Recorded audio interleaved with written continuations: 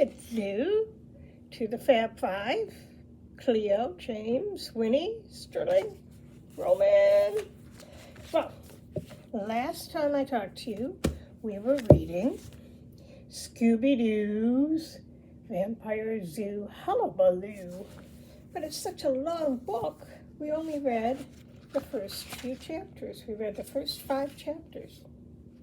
So the stars of our book are Scooby-Doo and Mystery Inc. Mystery Inc. Incorporated. Means there's a group of crime fighters, or mystery solvers, really. And we have Shaggy, Fred, Daphne, and Velma. They were invited by a friend of Fred's to come to the zoo because there was a mystery. And the mystery was that they were to come to the zoo. Fred's friend Scott had bought this zoo, but the animals kept getting out of the cages, especially the spider monkeys and the vampire bats. And when they went to try to solve the mystery, they were chased by vampires. And Daphne and Velma kept saying, vampire bats are not really vampires. It's just a kind of a bat. But everybody is scared because trying to find a picture of these vampires. See how they're scared? Because they keep getting chased by vampires. Pretty darn scary, aren't they? All right. So when last we left them, Fred, Velma, and Daphne had to hang over the side of a pit where there were alligators to get rid of the vampires, so the vampire couldn't see them and catch them. Ooh. But Velma said she has tracks that she is tracking for her clues. She sees a track that kind of looks like a bike track, a bike tire track. So this chapter we're going to start with today is called Uproar. What happened now is Shaggy and Scooby-Doo followed Scott towards a long building. Now remember, Scott owns the zoo. They passed under a sign that said, Big Cats. Scooby looked up at the sign and said, uh-oh. Oh, I can't believe we haven't found the others yet, said Scott. So they're looking for Velma and Daphne and Fred, who we know were hanging over the side of a pit, an alligator pit, a minute ago. Shaggy ran ahead to the first door that he could find. Like I say, we hide out in this closet until it all blows over. Shaggy, wait, yelled Scott. It was too late. Shaggy opened the door and was buried in a pile of unicycles, juggling pins, and colorful balls. Hee hee hee hee, giggled Scooby. Shaggy climbed out and said, like, I think you have some storage problems around here.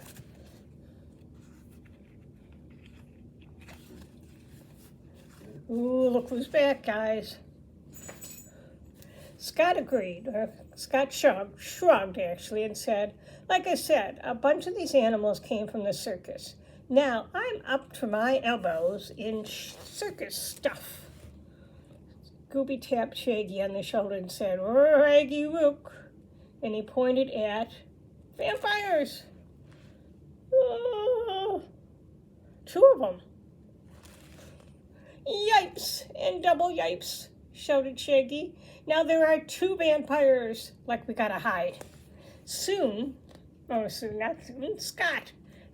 ran down the side of the building while Shaggy and Scooby jumped into the closet.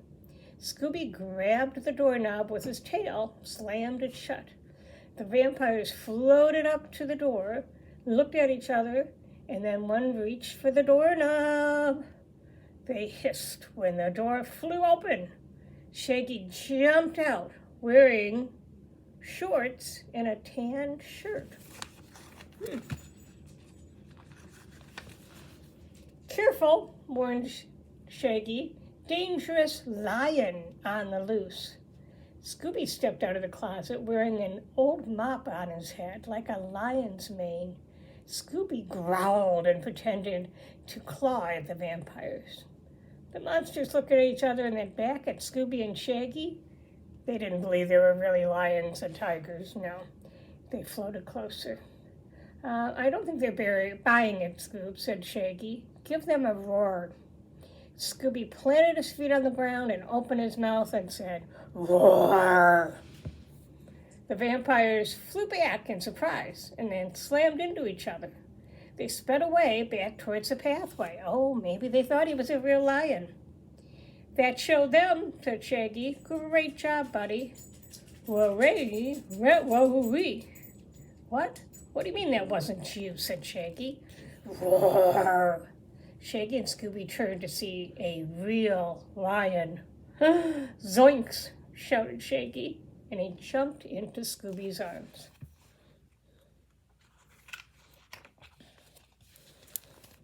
Oh, look at that. A real lion was in that closet with them. It's okay, said Scott, and he held on to the lion's leash. This is Harambe. He's from the circus, too. Harambe leaned forward and gave Shaggy a big kiss. Shaggy laughed, said, like as long as he's not picturing us as two T-bone steaks. Scott laughed. Hey, let me put him back in his cage, and we can find the others. So there's Scott and Shaggy and the big lion. All right, Chapter 7, Cagey Discovery. Velma, Daphne, and Fred follow the thin tire tracks to the back of the zoo. They stopped in front of a wall of bushes and tree branches. Velma aimed her flashlight at the thick brush. Hey, that doesn't make any sense, she said. The tracks stop right here. Where do we go from here? Asked Daphne. Fred frowned as he looked at the wall of greenery. There's no way around it. It's a dead end. Daphne pulled at one of the small tree limbs. Hey, look, this branch has been cut. Fred leaned closer. Hey, this is just a pile of brush. He pulled away some more branches. Hey, let's clear this out and see where these tracks lead. As he and Daphne began moving the branches, Velma switched on the flashlight.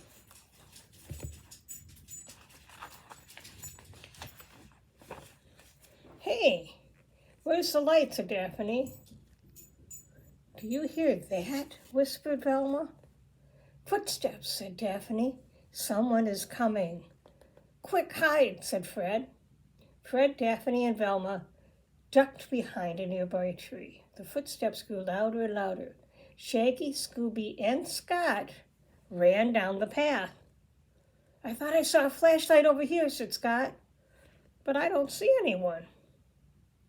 So they're hiding from Shaggy, Scooby, and Scott. Come on. Scott? Fred stepped out from behind a tree. Is that you? There you are, Fred, said Scott. We've been looking all over for you, said Shaggy. We've been running and hiding from a couple of creepy vampires. Us too, said Daphne. We barely had time to look for clues. And we were just about to see where these tire tracks led before you showed up, said Velma. Everyone worked together to pull away the branches. When the brush was cleared, 2 doors stood before them. Wonder what's behind those doors. Ooh, look at this. That's not supposed to be there, said Scott. They looked like the doors on the back of a semi-trailer. Let's open them up and see, said Fred. Fred and Shaggy opened the doors and saw that it was the back of a trailer. The trailer was full of different sized cages. The cages were full of animals. Shaggy pointed to a large cage. Like that's the baby elephant we saw. Really? Yeah, said Scooby. Daphne pointed to the cage next to the elephant, and I recognize the juggling gorilla. It's all the missing animals, guessed Scott. He pointed to a cage containing 2 little bats, including my vampire bats. Oh, there's the picture of the vampire bats, see? They didn't turn into real vampires. Like someone's been stashing them here the entire time, said Shaggy. I better get all of these animals back to their proper places, said Scott. Velma tapped her chin and said, I think it's time to cage some vampires. Chapter 8, Plan B. Shaggy and Scooby walked down one of the zoo's main trails. They looked around, expecting the vampires to come out at any moment. Like just once, I'd like Fred to come up with a plan where we aren't the bait, said Shaggy. Woo, said Scooby. Fred stood atop the roof of a nearby building, scanned the area with his binoculars. He could see most of the zoo from where he stood. Fred zoomed in and made sure Daphne and Velma were in place for his plan. But so far, no sign of the vampires. Back on the ground, Shaggy and Scooby kept walking. Like maybe those creepy vampires decided to give up, suggested Shaggy. Walk, said Scooby. Shaggy and Scooby spotted 2 vampires floating across the pathway ahead. I can't believe I'm going to do this, said Shaggy, and he waved his arms in the air. Yoo-hoo! Creepy vampires! The vampires turned their glowing red eyes toward Shaggy. The monster flew straight at he and Scooby. Come on, Scoob, Shaggy yelled as he began to run. Feet don't fail me now. Yeah, me either, said Scooby. The 2 ran as fast as they could away from the vampires, but the monsters quickly caught up with them. Okay, Scoob, said Shaggy, time for our secret weapon. Shaggy and Scooby dived into the bushes and they burst out the other side, each riding a unicycle. I didn't know they knew how to do that. They pedaled quickly as the vampires continued to chase them. They'll give us some speed, huh, Scoob? Yeah, raster, said Scooby. Shaggy and Scooby led the vampires straight to the monkey exhibit. Get ready, Velma, shouted Fred. Velma hid behind a small group of trees. She held a thick rope in both hands. Ready, she replied. Shaggy and Scooby pedaled towards the trees. The vampires were close behind them. When Shaggy and Scooby were under the trees, Fred yelled down at Velma, Now! Velma pulled on a large rope. Just then, Shaggy's unicycle hit a rock.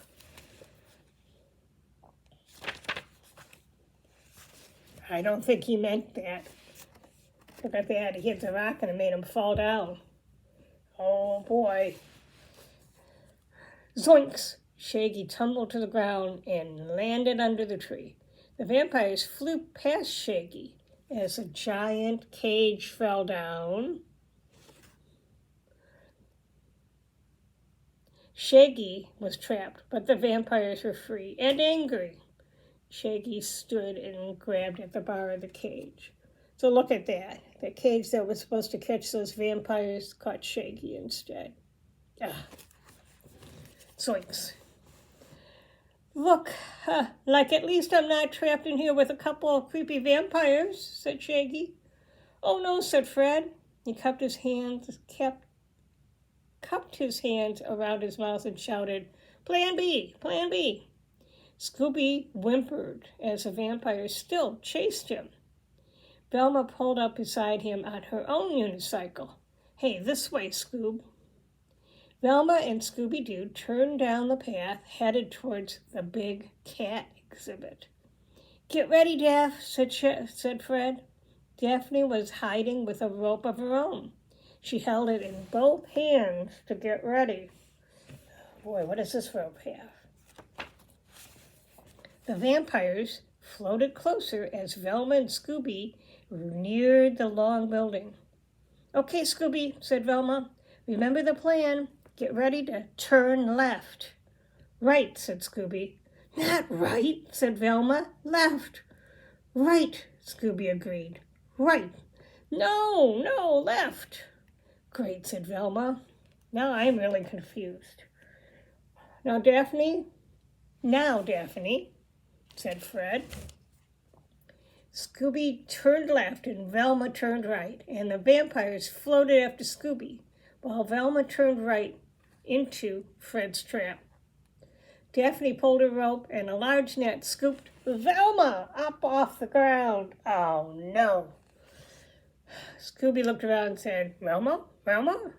All he could see was that two large figures were still chasing them. Uh-oh.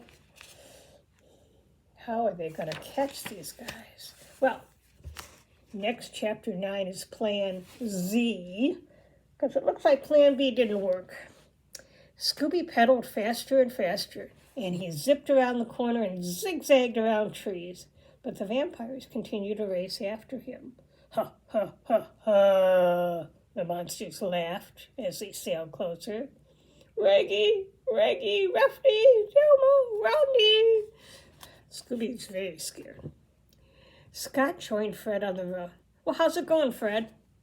"Not good at all," said Fred. "We just bungled Plan B, and we don't have a Plan C."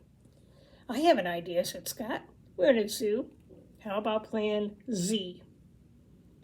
The gang watched the vampires continue to chase Scooby throughout the park. Scooby pedaled as fast as he could.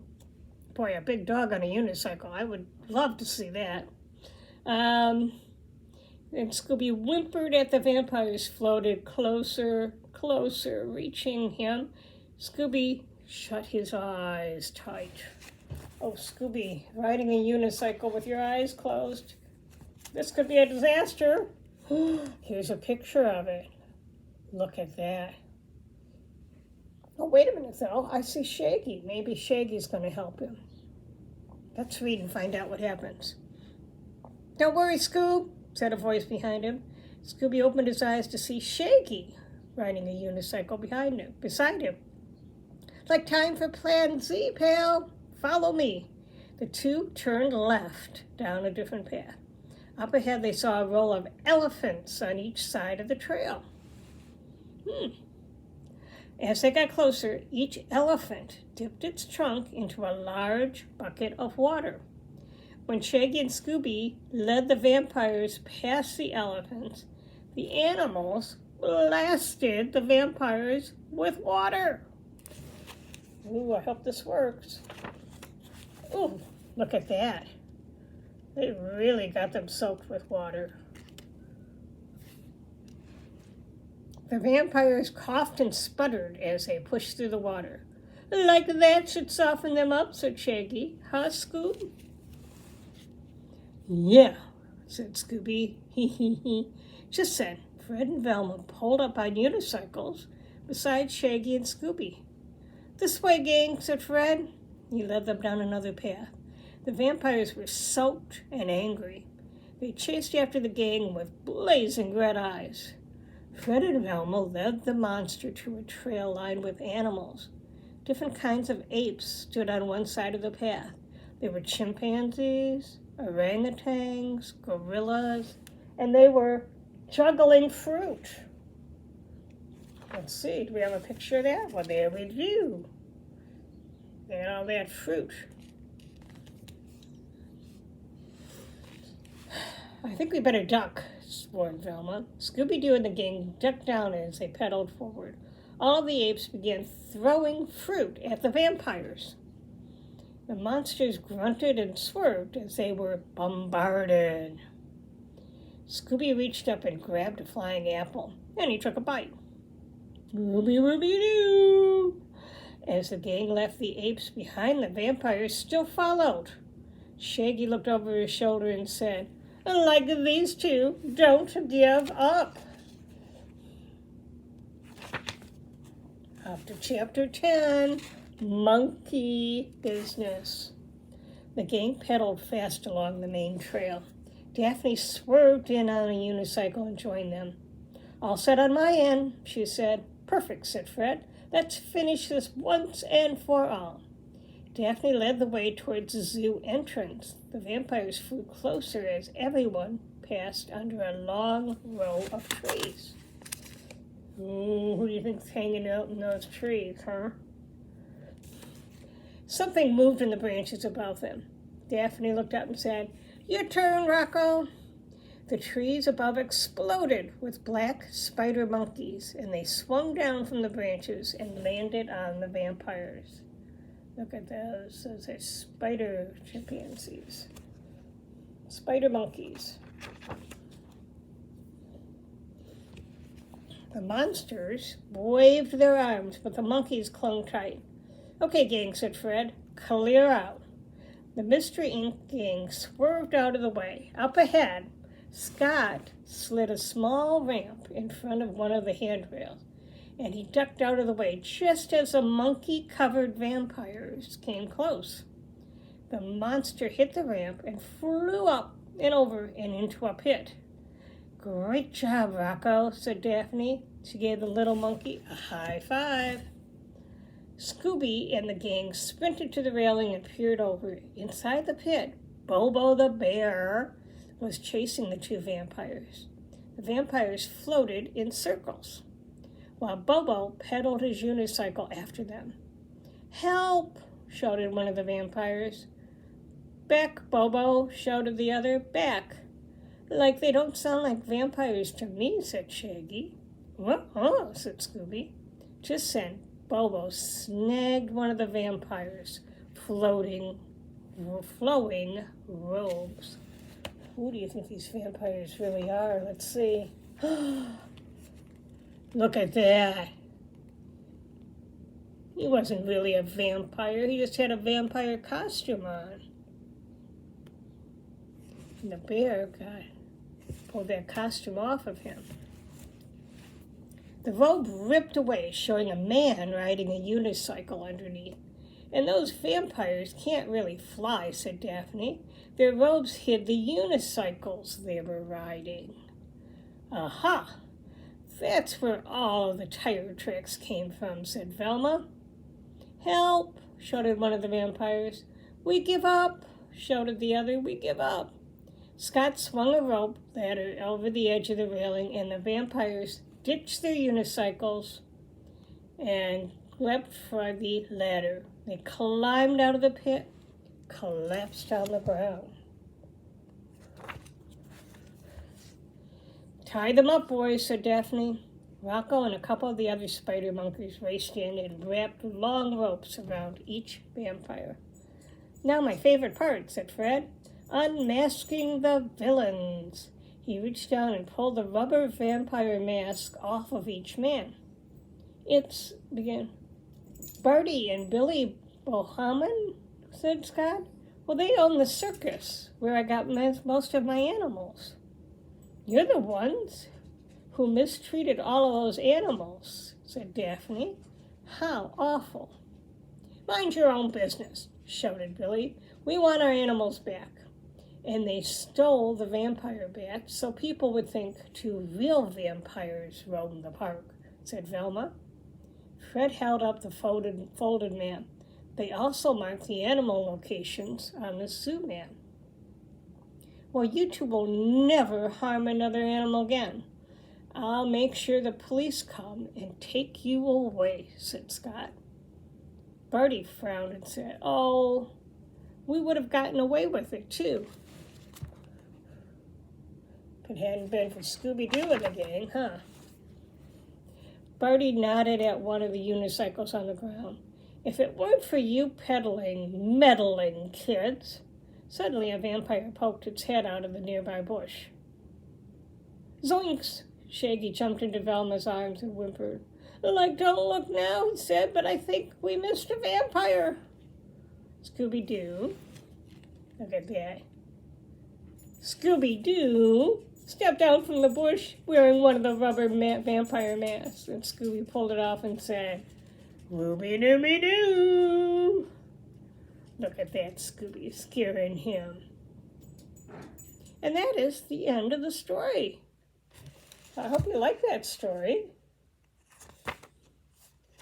And let's see if there's any questions. No, there's some of the words that we learned today were bait. Bait is food used as a trap. Binoculars are a tool that makes faraway objects look closer.